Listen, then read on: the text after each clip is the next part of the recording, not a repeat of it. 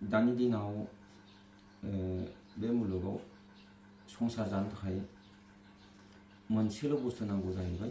दा बे बुस्थुआ जाहैबाय रांखावरि एबा रां रुफा एबा धन सम्पति। जायहा धन सम्पति दं बेहा गासिबो दं, जायहा धन सम्पति गैया बेहा जेबो गैया। नों हाजारखि गोरोङानो जाथों मानो, नों जुदि साख्रि बाख्रि मोनाखैब्ला, जुदि नोंहा धन सम्पति गैयाब्ला नोंहा जेबो सन्मान गैया।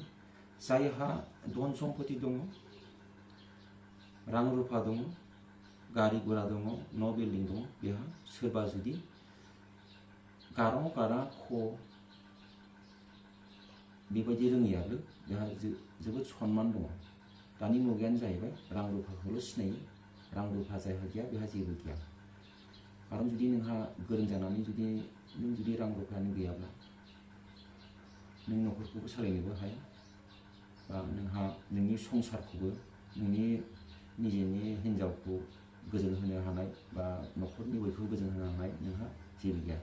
जुदि नोङो बाहेरायाव थांब्लानो नोंनि पकेटाव जुदि रां रुफाया फैयो बा नोंहा खामायनायनि लामा दङ, अब्ला नोङो फैनानै न'आव गोदै राव मोनगोन, बोथिसे ओंखाम मोजां मोनजागोन, बयबो जयै रायलायगोन।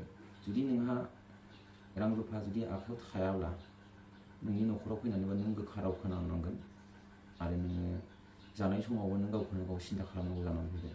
खारन नोंखौ सोंगोन मा मावदों नोंलाय, न'खरनि बिगोमा जानानै मा सोलिनो सानदों, थिग बेबायदि रावखौल' नों खोनांगोन। नाथाय रां रुफा थायोब्ला नोंहा गासिबो दंजोबो, बास नोंहा जेबो सिन्था खालामनांगौ गैया। खारन नोङो माबा मोनसे दाय मावब्लाबो नों बेखौ रांजोंनो बायनो हाबाय। नों माबा मोनसे नांगौ होनब्लाबो नों बेखौनो मोनबाय। न'खरनि हिन्जावफोरनि गोसोखौबो गोजोन होनो हाबाय। दिनै दख'ना नांगौ, गाबोन फन नांगौ, गाबोन स्कुटि नांगौ, नों गोसोबायदि होनो हाबाय। दा बेबायदि होनो हायाब्लाथ' नोंहा नोंनि न'खरा हारसिंनो बेले बेजेजों जोबस्रांलांनो हागौ। बेनिखायनो दानि दिनाव नों जेखि